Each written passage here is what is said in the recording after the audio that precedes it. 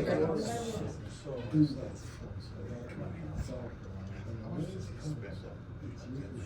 I don't. It's a lot.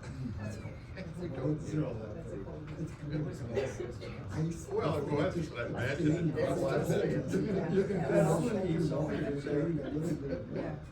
You had some, didn't you? Yeah, it was good. Take it all home. When you're my age, that's what If there's treats. Keep the leftovers for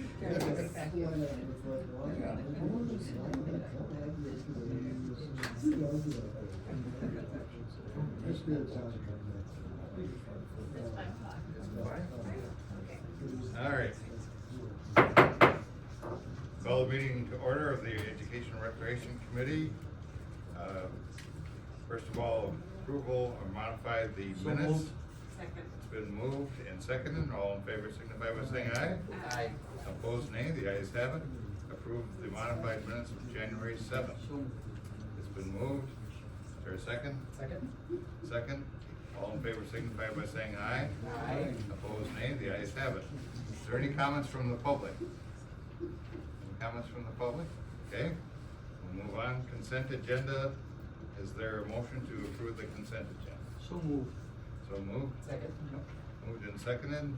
All in favor signify by saying aye. Aye. Opposed, nay. The ayes have it. Communications, none. Golf course. Mr. Superintendent. How are you, Scott? Doing well, you guys?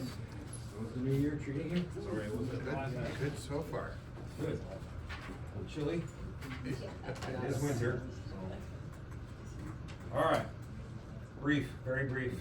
There we go. Of course, you know, the course is closed, so I won't. The pro shop will be opening here in next month, beginning of next month. So right now, nothing can be bought out there, so gift cards are purchased online. Memberships, you can't purchase that, or season passes until the pro shop opens. But that will be before the season starts. If we, for some reason, we get a nice warm stretch, we'll get her open before then. So, the restaurant is open. They're open, I think, Wednesday through Mondays for dinners only, and they're open for private parties as well. So.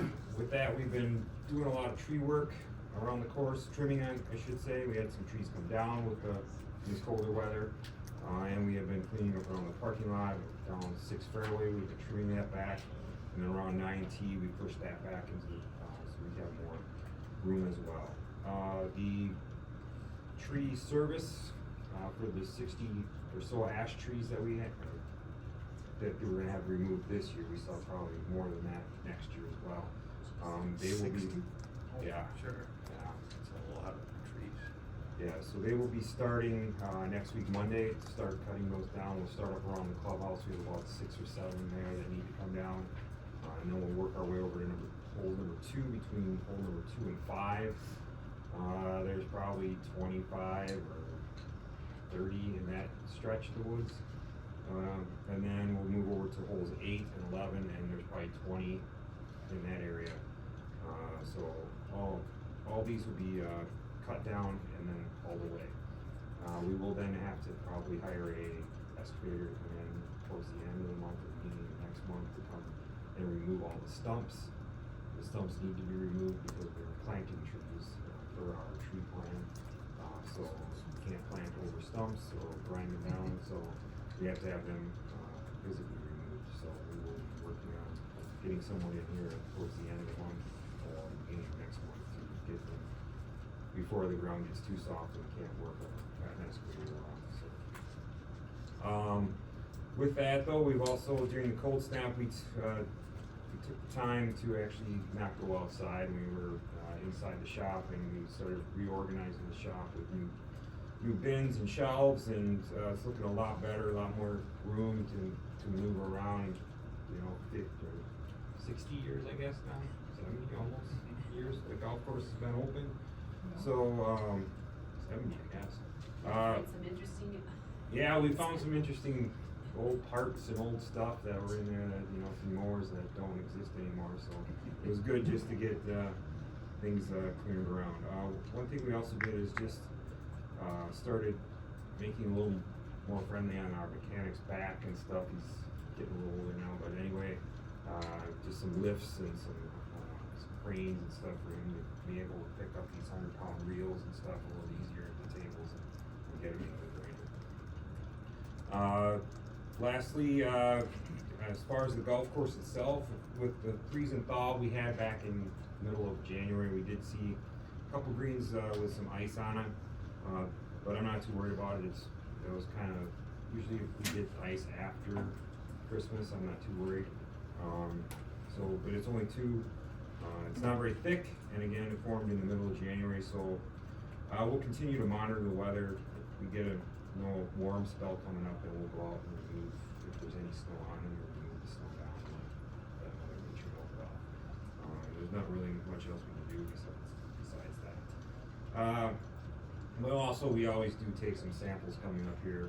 We'll go out with the drill, the hole saw, and drill down and take a couple samples, bring them into the shop, warm up naturally, and see what they do, see how they grow. So we will do that usually at the beginning of March and February. So then I'll report those back. That's fun. Okay. Any questions? Thanks, Scott. I have one question. Okay. 2 or 3 years ago, when we had a similar polar vortex Mm-hmm. and extremely cold weather, a lot of people had trouble with winter kill with their lawns. Do we anticipate that with this cold spell? Your lawn or with the golf course grass? They take My care lawn, of those. everybody's. Your lawn? We've had snow. Or how do cover. you prepare for that?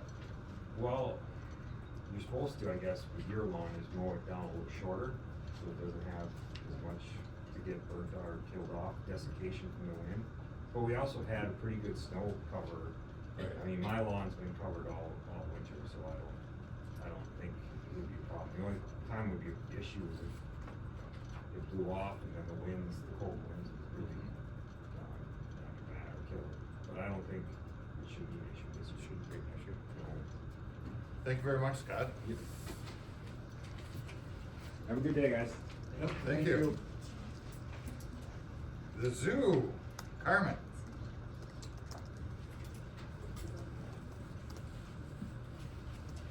How's Carmen tonight? I'm doing great. All right, so it's cold out. Yes, It's been cold out for a while. That's, I guess, been our main focus at the zoo is keeping track of the keepers and the animals, making sure they're safe in this very cold stretch of weather. It actually means the keepers probably need to spend more time outside because we're keeping an extra close eye on the animals, running back and forth, making sure they're okay, giving them extra straw, moving some of them inside for the night. But everybody's doing well. The animals and the staff have all been handling it quite well. We did end up closing for the very cold day that the county put out the weather alert and asked that non-essential people not be at work, so we closed the zoo that day. I don't think anybody would have shown up anyway, but that meant that some of our staff, the visitor center or restaurant, those people didn't need to be in. Of course, the keepers and maintenance staff needed to be there regardless of the weather. Maintenance staff has been very busy. You get this kind of cold, everything you touch shatters. The carts don't start, or the brakes freeze down, or just strange things happen all over the place. We had issues with air exchangers, all of it that normally are helping circulate air that are just too cold for that. So some of those had to be shut off at least overnights, and that resulted in some other issues. One day the zookeepers could not get into the tortoise building. There's moisture in there, and the door was absolutely low and shut with ice, something that doesn't happen until it gets below zero. But, so lots of little issues like that. Walk-in cooler was too warm. So, just lots of equipment issues that come along with cold weather and things breaking, keepers tools breaking. So again, keeping our maintenance staff very busy solving problems, things like when we get extreme weather. Maintenance though also has been working quite a bit on some of our indoor projects. We're doing some renovations of some bathrooms here and there, a couple of the public restrooms in the education center, staff bathrooms in the keeper areas. We have not seen a lot of visitors so far this year. It's been Cool. too cold and most of our facility is outdoors. There aren't a lot of places for indoor viewing, you know, that is something we think about for the future, you know, another building somewhere in the middle, rainforest kind of situation, just a place to warm up before you dash to the next warm place, but we don't have that now, so, yes, not seeing a lot of people up there, recently, which actually this time of year, our visitorship is usually down quite a bit anyway. A high proportion of the people who do come this time of year are our Zoo Pass members. So they don't need to pay admission anyway, so it's helpful to have them come and spend a little money in the restaurant, but we don't, you know, this is not a high revenue time of year, so it is what it is. Have started working on some of our requests for bids for a couple of the things we hope to accomplish this year, including replacing HVAC units in our restaurant building and continuing to improve the pathways throughout the zoo by replacing another section of asphalt. We're doing that for the last couple of years, and it's definitely helping. People are noticing. Animal updates, it's breeding season for a lot of animals. If you do manage to spend any time outside, you'll probably hear a lot of bird activity out there. They're all talking about spring. It seems a little early, but it's breeding season for our red wolves. That's one of the species that does have a breeding recommendation from the Association of Zoos and Aquariums, part of it's an incredibly endangered species, only fewer than 20 left in the wild, I believe. Yeah, it's a pretty dire situation, but this is a species that zoos are really helping with. Pups born in zoos are actually going out into the wild.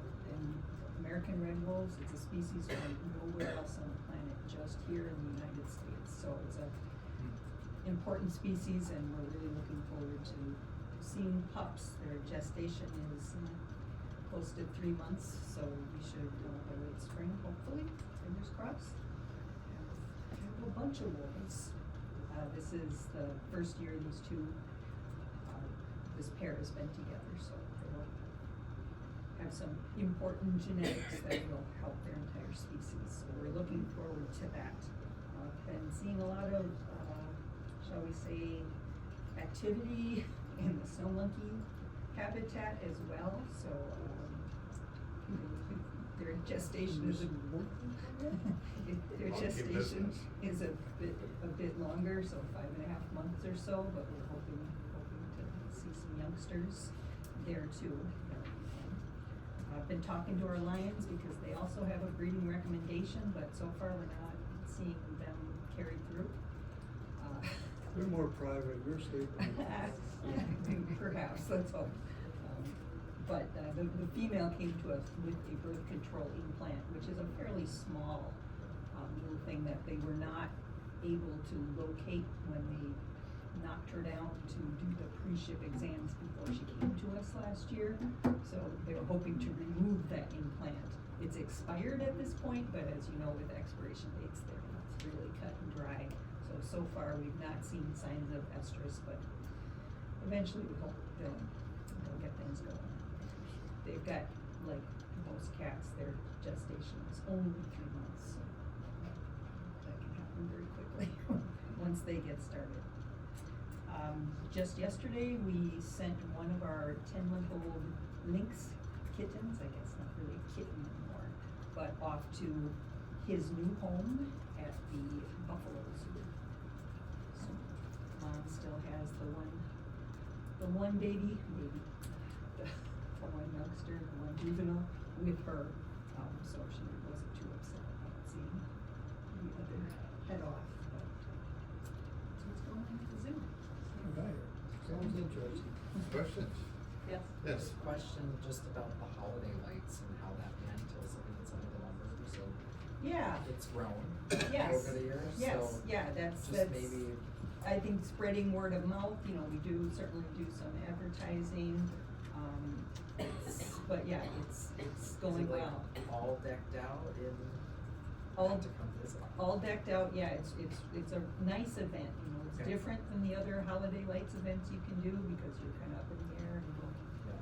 past the animals. We had a high school group help make some of the lighted sculpture things this past year and started a relationship that we're going to continue, so we'll be working with them again. It's cooler every year and change it up a little bit every year.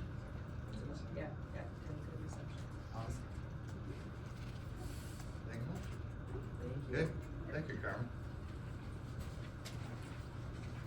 Okay, museums, Jeff? Good evening. Good evening, Jeff. Move this closer. But it doesn't work anyway. Yeah, our microphones aren't Oh working my tonight. goodness. Never mind. So just talk loud. All right, so, museum, you have the director's report in your packets. The report does include complete numbers, year-end 2025, including research requests, donations, number of programs that the museum put on and the like, so if you wanna consider this an annual report, then by all means, go ahead and, you know, the final numbers are year-end 25 for things like that, so you can definitely check out everything that, the museum has done. The financials are in, and if you compare it over the last 5 years, now that we can close out December, total attendance for 2025 is the second highest. We didn't, just came in under 2023's, 41,156 versus 42,106. However, admission revenue is the highest it's been since annually over the last 5 years at 177,000. We topped our goal of 170,000 by $7,300. So that is very positive from a business standpoint. And then also included is the budget performance report, unaudited through the end of December. However, if you look way at the bottom right, we're 32,000 and change to the good. So, And where, the question I had when I looked at this, where does that 32,000 go? Does that stay with the well. museum or does that go into the general fund? The museum will have a carryover request that will come before the committee and the county board, when the carryover request due. And, it'll be for, 10 grand of the 32. We're trying to install 2 new supply item lines, for, staff to help not only care for the, collection, you know, you can buy different seal cases and cleaning items, things like that, that currently are not budgeted for. But there's also $5 grand for, educational materials, which is also something that's not currently there. So those carryover funds will go in to establish it for 2026, and then staff understands to budget for 2027. It is one-time money, which I understand, but staff really asked for those 2 line items to be created so that we can meet our mission and our goal. The remainder of that, less the 22 grand or so, that goes back to the general fund. So of all that, we're only gonna request a carryover 10, and it'll be $5 grand each for those line items. And that's it. Any questions? Questions? Have you heard from Beth? I have none. This one? Okay, Supervisor. So, obviously, numbers look pretty consistent here. It's great you hit your goals for revenue. Is there a way this year we can boost that, make it like an outstanding year where we're getting, 3,000 to 5,000 more people in our doors? But is there proactive strategies that you guys are taking to possibly do that? We're in the process, to answer your question, Supervisor Wolf, yes, we're looking at different marketing strategies that may be a departure from what has been done consistently. The previous director did have a fairly consistent year-over-year plan of, okay, we're going to take our marketing budget and we're going to put it toward this magazine or this TV buy or this radio buy or this sponsorship or what have you. But this year we're gonna try to do something different to try to get those extra numbers. We are considering multiple buys at this point regarding television advertising.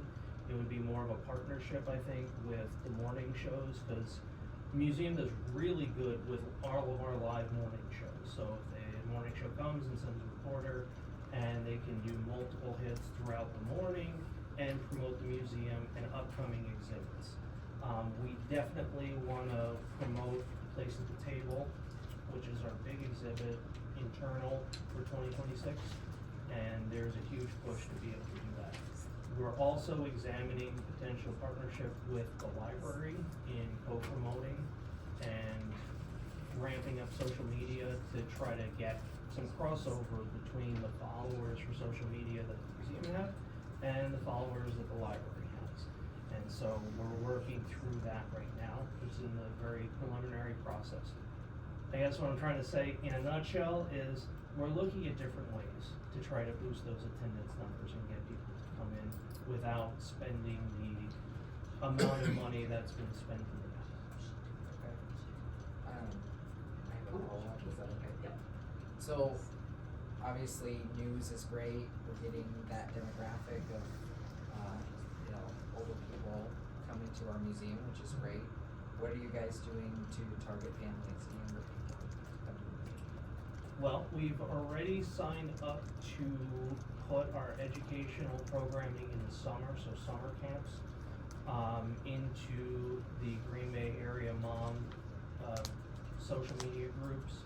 That's where I'm told from our educational staffer, Allie, she is the one that says they get a lot of their response for bookings in the summer for summer school, summer programming, things like that. So we're looking at those outside targeted opportunities, and that was a good opportunity. It was a very nominal amount to pay for the listing for summer camps and summer programming. So those are the kinds of things that we're also looking for as part of that strategy. Has there been discussions of expanded efforts to target, younger demographics to bring to the museum, like adding exhibits, basically?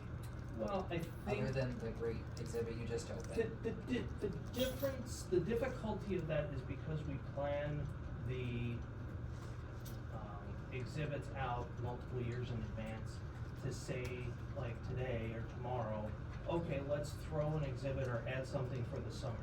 That would be difficult Yes. to do based on space, based on time, based on research, all the things that go into it. But that is certainly an idea when we look at beyond 2026, because we're going to kind of change up the philosophy of not only how many exhibits per year, but also the length of time that they're on. We feel, staff feels, I should say, because that's what the feedback they gave me, that the exhibits that are put together, that are worked on, should be up for a longer period of time to not only allow them to not have to always look at, okay, we have to build this up, now we have to tear it down, now we're on to the next one. Allow it to breathe a little bit, if I'm gonna use a line. Let it breathe a bit, and then also allows more people the opportunity to see them. Because if you have something that's open 6 weeks, 8 weeks, you're not gonna get a lot of people. You wanna give people an opportunity, so maybe instead of those 6 and 8 week periods, you look at more of like a 3-month stretch. Just to provide some breathability space for the staff to work on things, but then also for the public to be able to have an opportunity to come in and see them. So because we'll be doing fewer changing of exhibits, it gives us an opportunity to say, okay, let's look and see, do we wanna push something off to 2028, 2029? Think of it as almost like building a CIP. We have a 6-year CIP. It's a living, breathing document. As you know, things change, things come up. I think with the calendar of exhibits and programming opportunities, I think we wanna try to make the museums more like that CIP style so that we can be a little bit more flexible. We might take advantage of something that comes up in real time, and also be able to just better plan for people to see the exhibits that we are promoting. Yes. And not shut the door on those events. And we can talk later about ways we can come up with ideas and stuff. We're open for ideas, so Yes. Supervisor Wolf, we'd love to sit and chat with you, know of, there are targeted groups, especially social media, things like that, that keeps costs down, but we can promote and kind of let as Maybe many find folks some of know. those consistent Yes. exhibits that Absolutely. would bring people in, increase numbers and revenue, Yep. while also not straining your staff. That's what. Supervisor LeFevre? Yeah, that's what I was gonna mention about the exhibits that you bring in. Is there anything coming up? Cause I remember, that's how many years ago, when you had the Kentucky. That was phenomenal. You know, something that really grabs people. You know, that's something that I think we gotta look for, although I know the cost is always more to bring those in. But something like that really brings, people in our area, because not everybody can go down to the big museums, you know, and see the exhibits. But if we can bring something in like that, but I know it probably takes a year or more planning to try to find something, but maybe that's something too that we can look at. Our staff is always looking at those larger exhibits. The way that our former director had it set up was sort of like an odd even year. Last year we had dinosaurs, and that was the big exhibit that Yeah, that's. the foundation helped raise money to pay for. It was a traveling exhibit, so we paid to have it brought in. We had to have the space right. When you look at a lot of the different exhibits, like a King's Hut or something that we can bring in from the outside that we know, oh, we're gonna really do well, gangbusters, if we can get that in here. The cost, the planning, and also the size of the exhibit. I mean, some of these are 8,000-10,000 square feet. We just don't have space for that size of an exhibit. And if we're gonna pay the amount that it's gonna take to rent them, then we wanna make sure we can fit the entire exhibit into our space. So our collections folks and our exhibitions folks get together and they're constantly looking. They're always looking, and we'll definitely, like this year was more internal focused with a place at the table. That's internally, so all that stuff was generated locally, from the stories to the artifacts to everything else that was done. Next year potentially could be an opportunity for a traveling exhibit. We have to sit and try to game plan that. Anything Where are else? we at hiring a replacement to the great chef? By the way, everything I hear is very positive about your management. Thank you. Thank you for your work, but that's another thing on your plate I'm sure you're gonna be looking forward to. Well, Supervisor, Extricating yourself from. Unless you're taking it. no. Just tell the Sorry, truth. no offense, I'm just not interested. At least I don't see a lot of gray hair. We have 40 applications. that 40? We have Wow. received.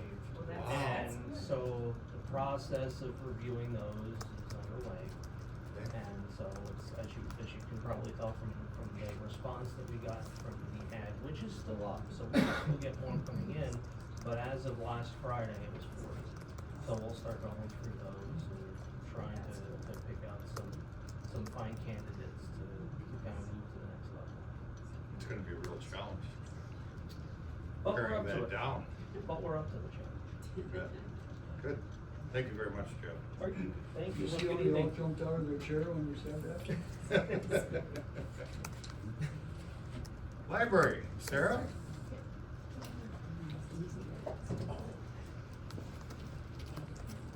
Okay, with no microphones, let me know if you can't hear me. I'm glad you're gonna be before us tonight, because I'm sure that if we had this meeting next week, after the Patriots win, it might be a sore voice on the part of our library director? Well, from your lips to God's ears, Supervisor Dino, for the Patriots win. Of course, without the Packers not in the game, I know that we all are supporting New England Patriots, right? That's right.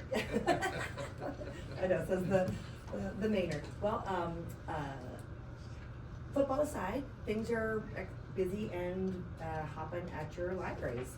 I've got a whole slew of things to share with y'all before I talk about safety, but I wanted to first start off because, of course, this year is the semi-quincentennial, I don't know if I said that correctly, the 250th birthday of the United States.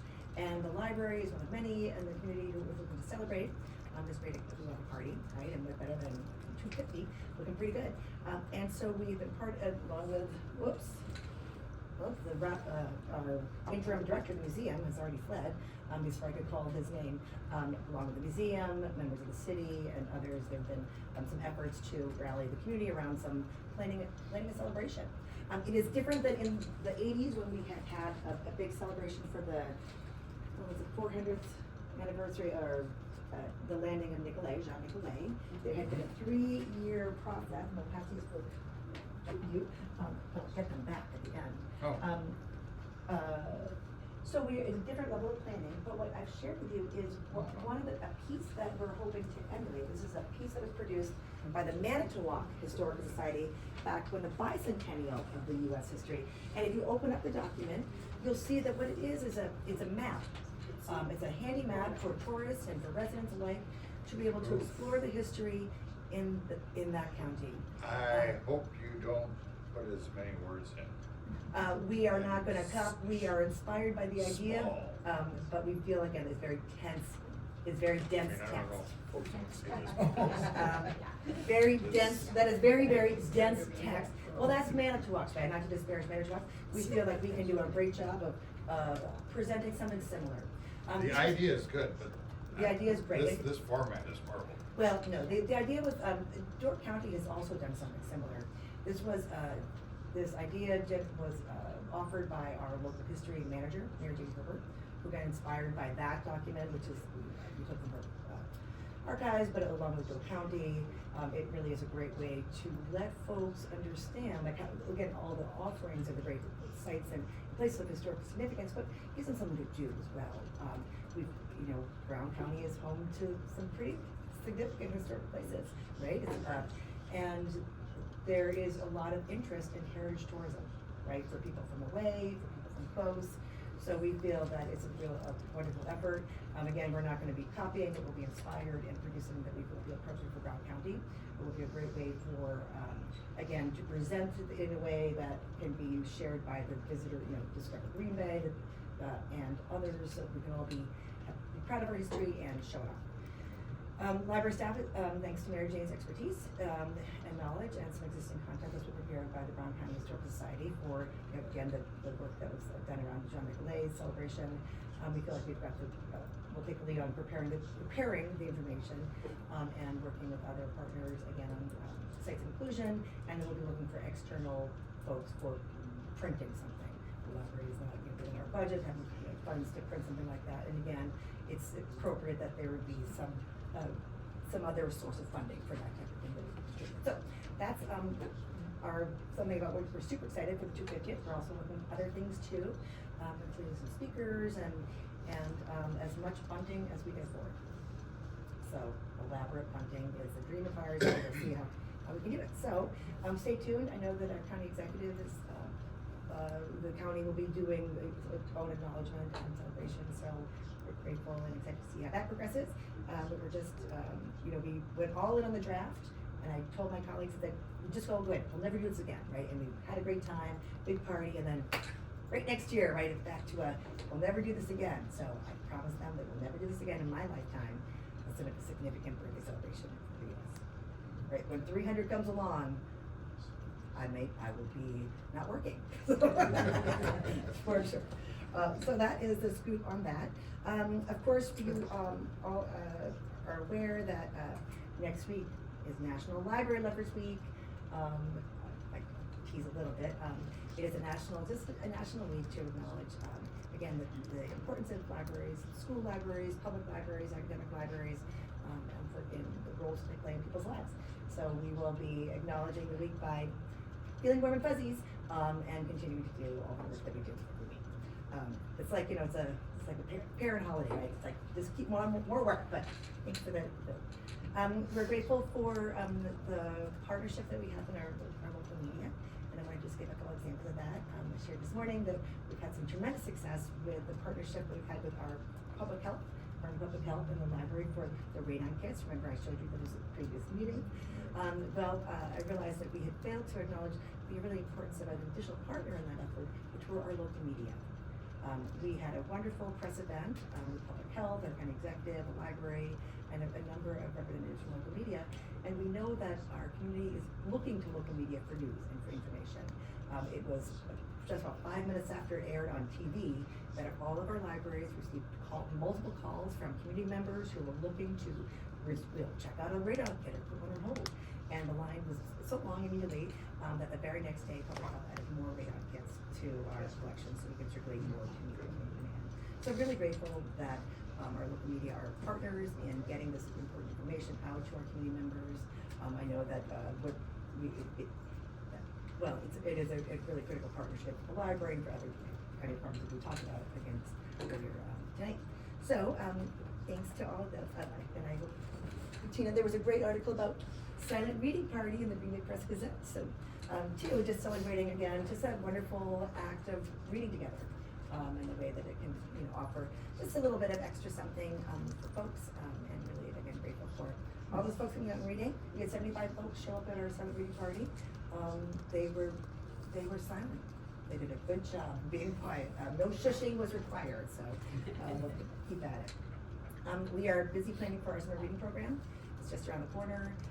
That will kick off in June, and we plan, our planning starts in September. So it's a year-round planning, and of course, as you'll have recall, we have summer reading offerings for everyone from babies to adults, and we're really excited for that great work. We'll be going out to trying to get to every school child in Brown County, even the middle schoolers who are remarkably resistant to our enthusiastic pitch. That's a middle schooler for you. And again, we just love summer reading, and you'll hear more about it. Speaking of reading, the Reading for the Future, again, thank you for letting me give you that condensed document last month at the Body's group. We are continuing efforts with those partners. Would love to answer any questions if you all have any from that document.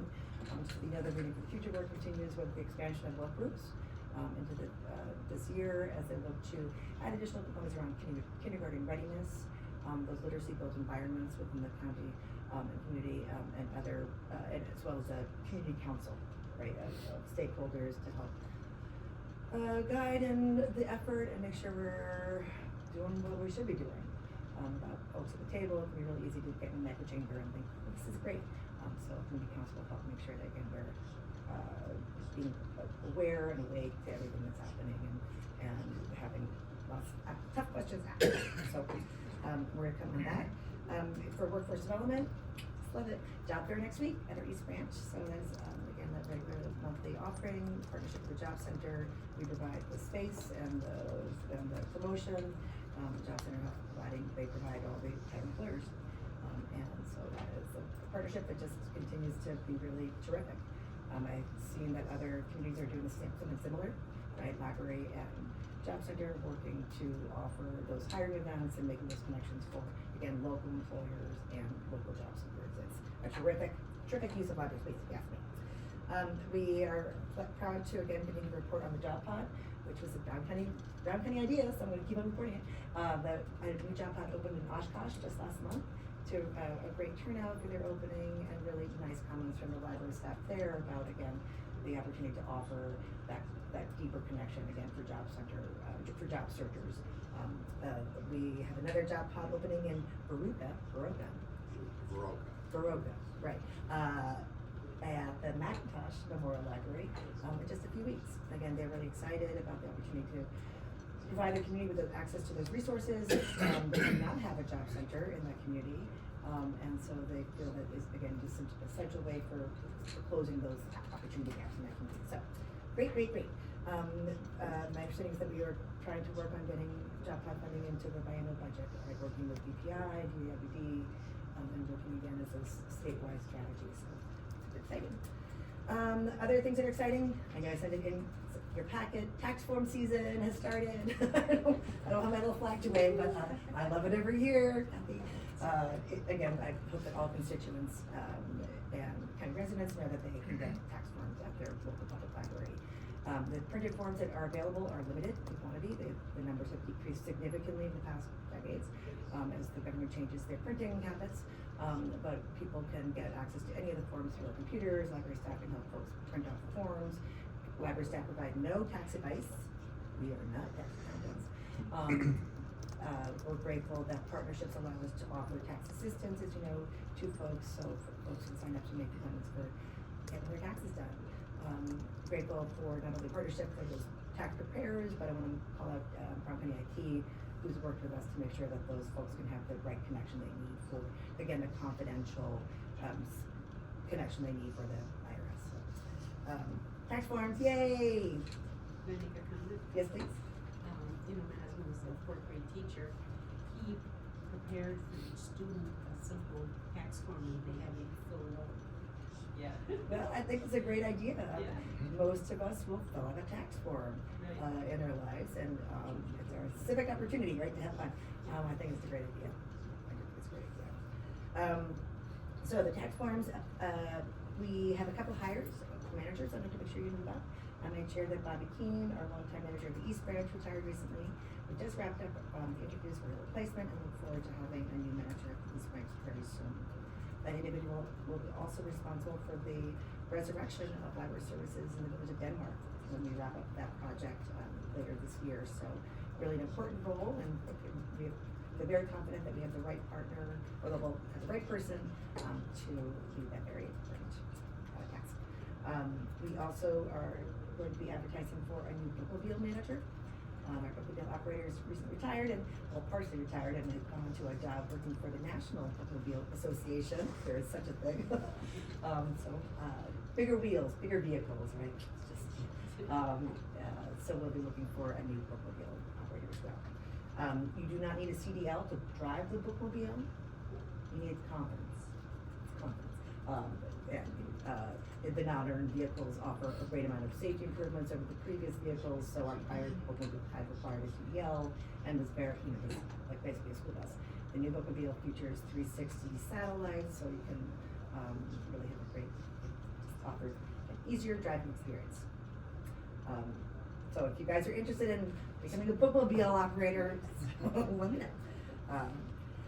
Other things, just wanted to, the other building projects, just wrapping up Denmark, the project continues to go very well, and then we shoot it all, we are meeting all of the grant deadlines, reporting requirements. I'm grateful for the county assistance of county administration, finance, who are helping us with some of that. We are on schedule to open, before the end of September, as required by the grant. So that is terrific. Ashwaubenon continues to move forward as well. Have had some nice progress there, with inside work, and so we're looking at June grand opening, and excited for that party. Staff's begun party planning and continues the work of, again, moving that project forward. We will not be, there were some questions from community members who wanted to help move things. We're not doing that. We're not gonna do a little book train, do lots of logistics and liability. I know council's not here, but we're gonna do some moves. And the Central Library, we're getting nothing since nothing new to report since last month, and just a status update, but it continues to have move forward with those conversations, and well, we all know how quickly government moves and conversations in government work, so we're making progress. Any questions about all those pieces? Questions? I just have a comment. Supervisor Wolf. Thank you, Mr. Chair. I just wanna say I'm very impressed with the program you put together in the job pod. It's important that we're teaching people how to find a job and lift them off their feet, and giving them those resources and tools to build a life for themselves. So I commend you for that. I think it's very impressive, and the model you're launching across the state, I think it's good use of your time and our dollars, so appreciate it. Thank you for those really kind words. We're very proud of the work, and feel grateful to be able to contribute this way. Absolutely. Yeah, so that we are receiving, we are receiving some grant funds from the Nicolay Library System through Bay Area Workforce Development, through DWD, the pass-through there, which has enabled us to allocate some staff. We do have a temporary LTE job pod librarian position, who is under RTO, and is able to really devote time to this effort. So without that individual in that role, we wouldn't be where we are. Those funds will be set to ramp up again October, and so that individual will come back at that position will wrap up, and another another type of oversight will happen. And as Kathy knows, she serves on the Nicolay board, great team. It's been a tremendous effort. But just want to make sure y'all know that there was grant funds coming to the library to help our participation in this. Yeah. Okay. Great. Any other questions or comments? Thank you. Okay, thank you, Sarah. Can Don't forget your. Can I give a little safety update? Are you interested in a little safety update? Oh, yeah, please Okay, take. great. I will be quick, because Pat's here. Otherwise, we're gonna have to listen to Pat Evans talk for a half hour at the next meeting. Well, I appreciate Supervisor Evans' concern and about wanting to make sure that the county was responsive and attentive to matters of safety and well-being. So that is for sure. And I want to say, from my perspective, the county has been very responsive, very supportive, very attentive to this matter. I've felt nothing but real unwavering, again, kindness and support and commitment to workshopping like what to do. It's great. Sometimes you don't have that experience in working in any place, workplace, especially at government. So I just want to say, from the library's perspective, my perspective, I'm really grateful for just the tremendous amount of support. And for something that, again, safety is, you guys have heard me spiel about safety for a while now, so I won't repeat or recap some of my enthusiastic comments about safety and why safety is important. It will always be important as long as we are open to the public, right? Any building that has people in it needs to be concerned about safety. We are really pleased to report on how it has been going since we've been able to introduce or reinstate a position of what we call a visitor liaison. That was a position similar to what we had had for decades. When the library opened in the 1970s, there had been something similar all through until 2017. So relatively recently that change had happened. That was right before I started, so I don't know why they changed it, but it was changed when I got here. Now, the liaison position works with talking to people coming in, Yeah. helping them out. You bet. Nothing to do with the books or Nope. where to go. Nope, just really about ensuring that people. Customer service type. Customer service type, right?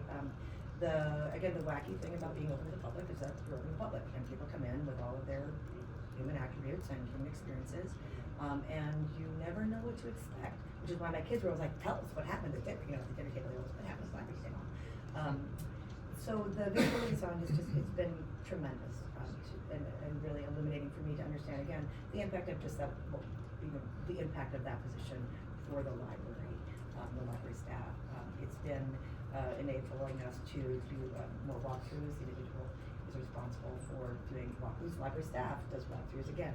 I want to make sure that you all know that there is a remarkably robust set of expectations, procedures, trainings for library staff. There's a long list of things that staff are supposed to do. Everyone is responsible for enforcing library policy.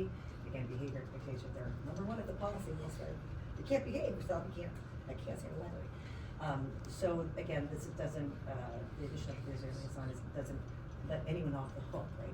Those expectations for staff, that's the front line, that's the first defense, is this, is again, everyone enforcing the policy, holding people accountable, and making sure they're following through on those, accountability and expectations of competencies. So, I'm really proud of the tremendous work the library staff has done. I think you could probably guess that library staff there's a lot you want to do in library school, right? De-escalation, conflict resolution, are new skills that our team members are learning, along with other library staff out there in the world as well.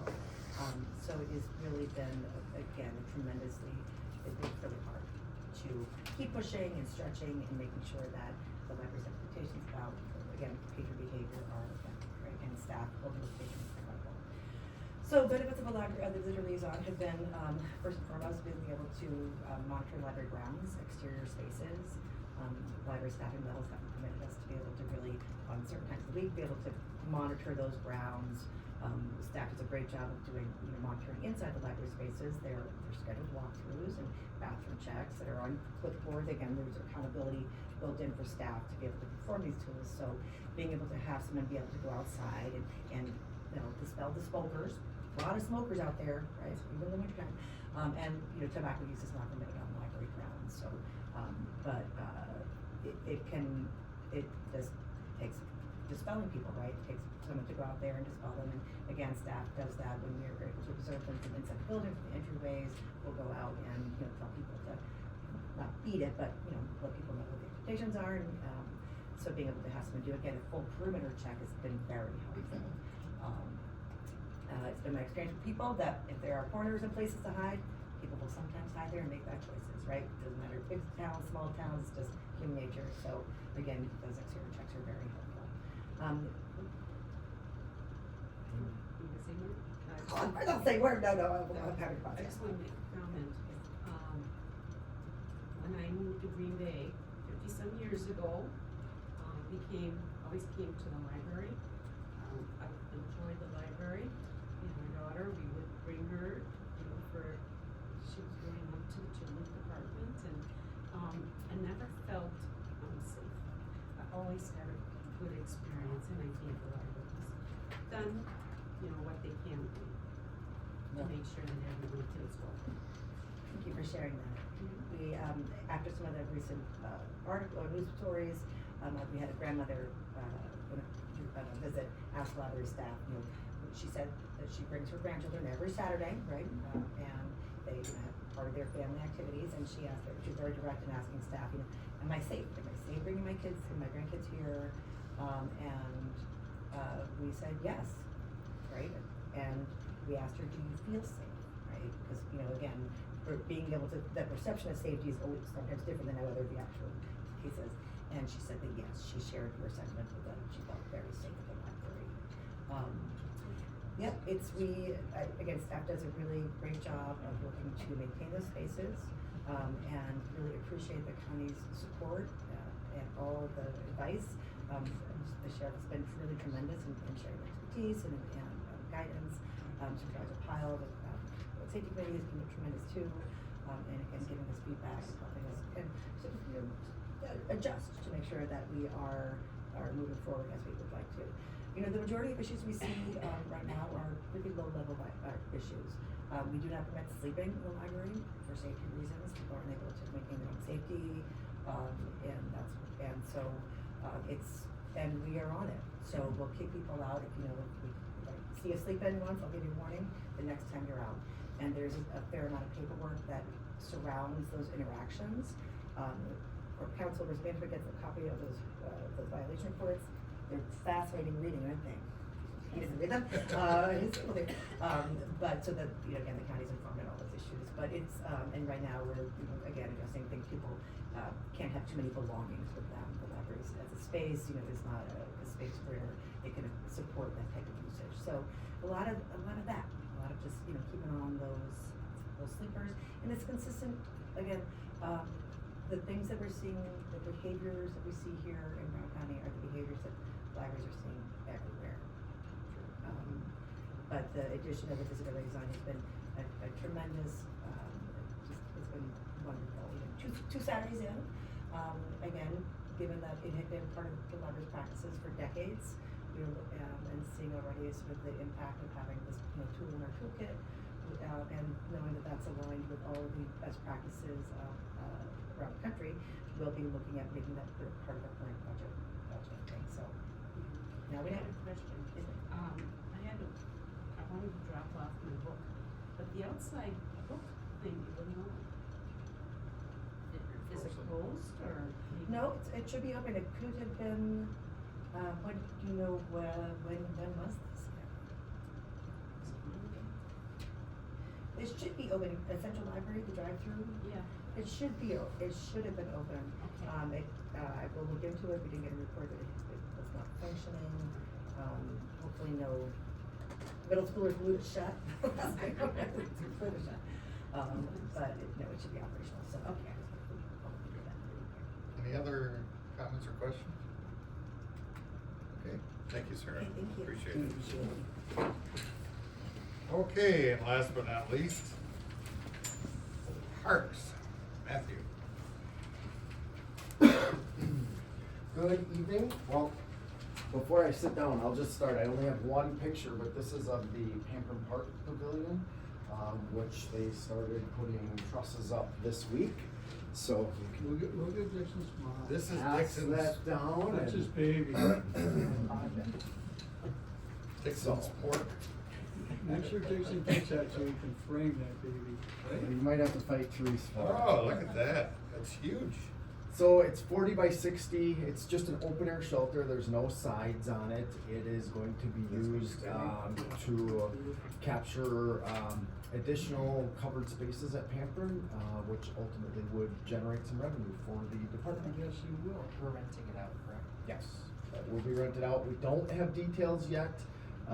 There's a few things that are part of that project with funding availability of fencing that in. Anytime you have an open air shelter in the parks, everybody and anybody will go flock to it, and then you have some conflicts when a renter shows up. So there will be a small chain link fence, picnic tables, potentially even some concrete bags and some games and things to entice families to use that as a rental site. So that is that. Moving on from there, the Bay Shore Architect and Engineer proposals were received by me today, so we will begin scoring that. Again, that is for the upper park portion of Bay Shore, and that is just for the architect engineering services. The Fairgrounds Riverfront Trail, Riverfront Camping, the design work is near 100% complete. We're working through a few things with the pier on some of their planning recommendations, and I expect to have some answers here in the next couple of weeks on that, so we can move ahead, get that bid out, and construction started yet in 2026.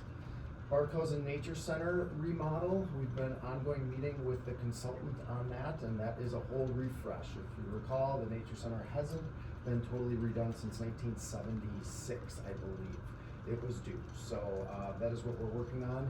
And on the side, there's been a lot of different conservation groups and other clubs in our area that have been offering donations and funding for that. So we have well over $60,000 additional funds and donation to support that.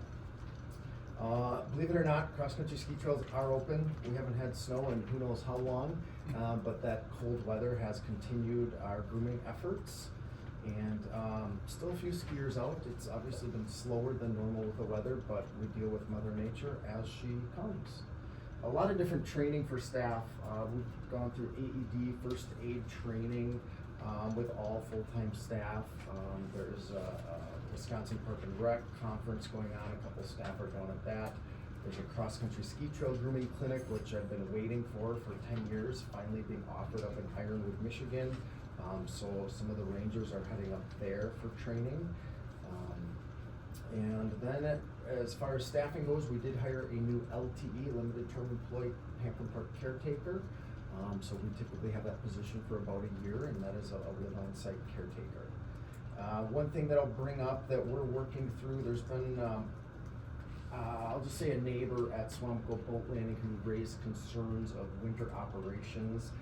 So I met with the neighbor with the sheriff's department. Nothing that is we're not able to address.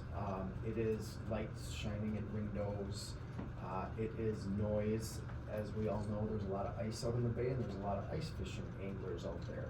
So this year has drawn an awful lot of people to every access point that they can get to, particularly on the West Shore right now. Working through those things.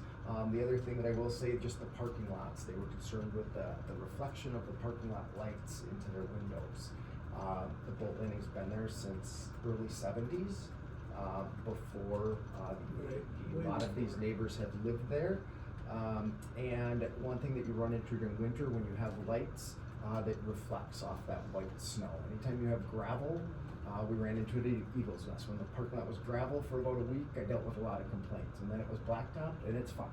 So it's just that reflection that you see during winter. So sometimes we just are patient, and when the summer rolls around, they don't have any concerns during the summer. So a couple projects at the Rush Veterans Memorial Complex. As approved by the board, there's 2 TXV valves and the R22, our old refrigerant, that is going out for bid, and we will get that ice plant, get the Band-Aids on the ice plant to get us through a little bit here.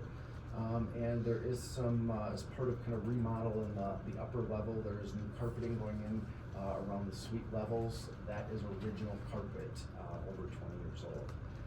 We are working on some humidity issues. I know when the board met at the complex a few months ago, maybe almost 6 months ago, there was sweating and the floor was wet. That may involve adding reheat coils into the HVAC systems. I'm working with our facilities director on that along with PMI facilities. So that's something we might see in the future. Highlight a few grants. March 1st, the Knowles Nelson Stewardship is due. We will be putting in for Fox River Trail resurfacing. We'll be putting in $249,999. And we did receive a Wisconsin Coastal Management Program. I should say it's recommended for funding Wisconsin Coastal Management Program for $80,000 for fish cleaning station at Bayshore. And that's part of our overall plan of that upper portion, additional funding to support additional amenities.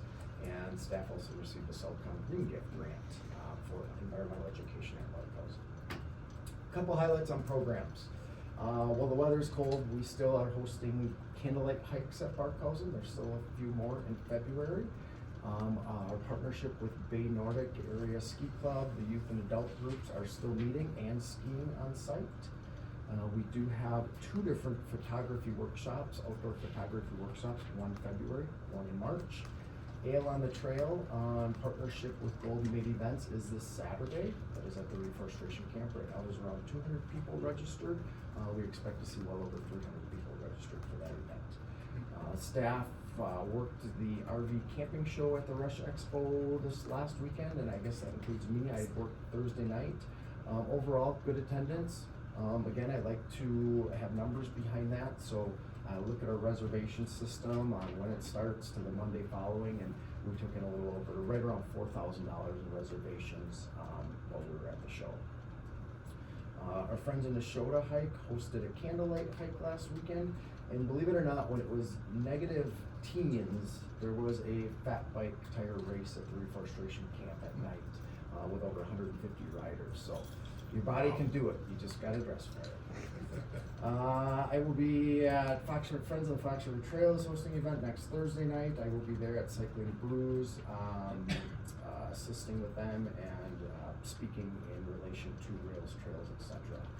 Walleyes for tomorrow, put in a new spawning reef off of into Pier in Alloway near the Fox Point Boat Landing, right off of the Fox River Trail. So that's right on the municipal boundary of Alloway and the Pier. That reef is something that we've worked with them on allowing access, property access, to get down there, and they dumped a lot of rock out into the Fox River in an area that was earmarked by the DNR biologists that has high probability of spawning reproduction. So that was done last weekend, thanks to a lot of volunteers. Questions? Represent- Okay. Okay. Yeah. Go ahead. Yeah, I gotta apologize because of my health issues, I missed a lot of meetings. I was wondering, the Eagles Nest, boat launch and everything, how's that been going and with the neighbors and things last summer and? Yeah, very good. So, there has been, since it opened, I believe 0 complaints. I'm trying to think, it's been a little bit here, a lot in between. It's really been a non-issue, of what some things that maybe this committee and board had heard over the last 5 years. Yeah, I knew that. But yeah, I'm glad to hear that, the neighbors, they're probably, some of them pretty using it. But that was a credit to you, because I know personally that you did a lot of outreach to the neighborhood to make sure their concerns were heard before some of these amenities went in at the site, so, I mean, that's a kudos to community. you. Yeah, I can't take all the credit. It's a community master plan. You know, you can have the community involved and, or 10 people in the room, 10 opinions. We can't meet everybody's expectations, but we can do our best to shoot for the middle of the road. Matt, you're selling yourself short. We all know. Nah. We know. Okay. Appreciate it. Matt, do you wanna take up, the action items? Yeah. Wanna read it?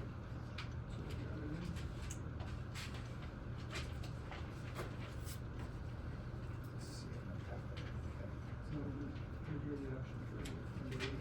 Yeah. Here's the copies right It's in the back. here. So, Well, I just been taking- action item Yeah. number 8, discussion of possible action, resolution approving agreements with the Right Expo and the Center. Yeah. Make a motion to approve, so we, Okay, Second. it's been moved and seconded. Matt? Couple quick highlights that I will make on this. These are new. So let's start with what one do you guys have in front of you first? Mine are mixed up.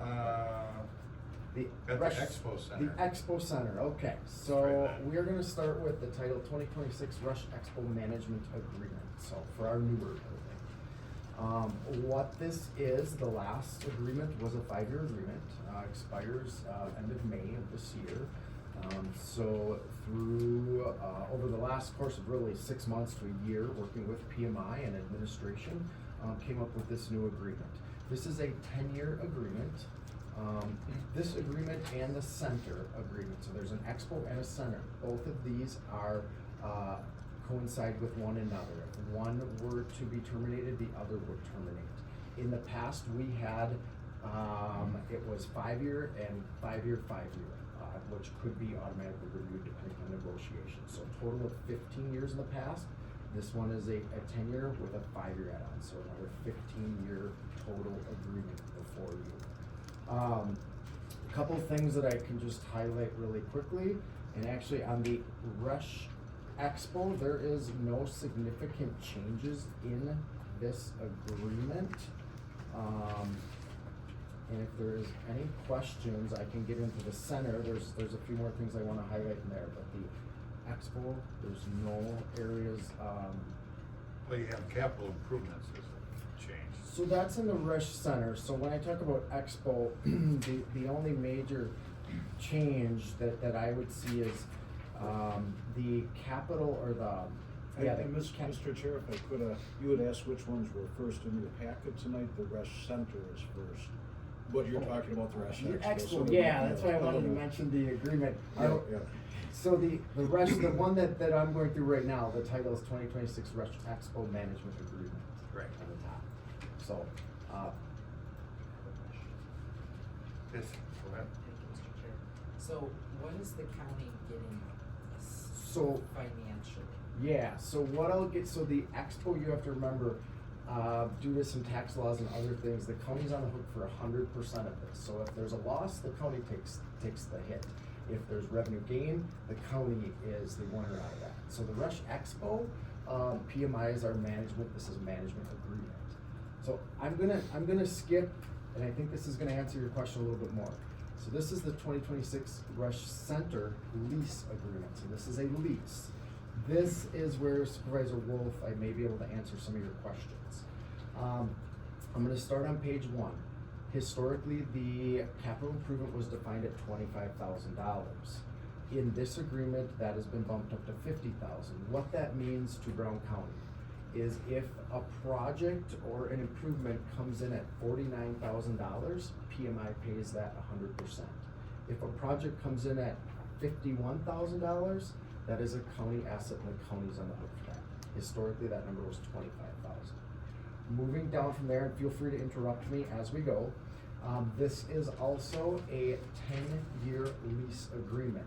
So it's a single 10 with a 1 5-year auto renewal. In the past, it was 3 5-year. Again, the total term is 15 on each. The rent, so. Quick question. Yeah, sure. Why did we increase it to 10 years? So there's a couple things, and I'll run through some numbers, and then we're gonna circle back, Supervisor Okay. Wolf, which I think is gonna answer some of your questions. So first, let's get into the rent. So PMI pays rent to the county annually for the center. The first year of the lease is $360,000 in rent. That number over the course of this lease goes up by CPI, by the Consumer Product Index, and that is basically inflation. So if, let's say, I just took an average over 10 years, the average inflation is 2.8%. So we don't know what that's gonna look like, but if that is, whatever, 1%, that's $3,000. If that is 0%, or it would be more, a little bit more than that, $3,600. If it was, let's say inflation is 0, is flat, CPI is flat, that number does not increase. It would remain at 360. So every year that is looked at, and that's the increase of rent. Now, what do we get for our 10-year lease? When we talk about under 3.3, required subtenant capital improvements, historically, over the last lease, that was $300,000. That is a capital improvement that PMI funds, that we agree to. So let's say it is updating some furniture or updating something in the site that is an asset. PMI wants to take that on, we agree to it, they pay $300,000. The new lease is $3.2 million. $3.2 million that PMI is investing into this building over the course of 10 years. So Supervisor Wolf, to answer your question, this is where the rubber kind of hits the road of what are we getting for that 10-year lease and how is this all negotiated? And I hope I'm able to answer some of those things. Moving on from there, under 4.2, again, I'm just high level highlighting some of the changes that I feel the board would want to hear. 4.2 under sponsorships. We did not have this in here in the past, but they're able to enter into sponsorships, whatever it may be, Microsoft or Brown County, whatever they enter into. This doesn't allow a sponsorship to extend past the lease terms. So if a sponsorship was for 20 years and they wanted to sign into that tomorrow, it would require county administration approval before, because that obviously passed their lease terms.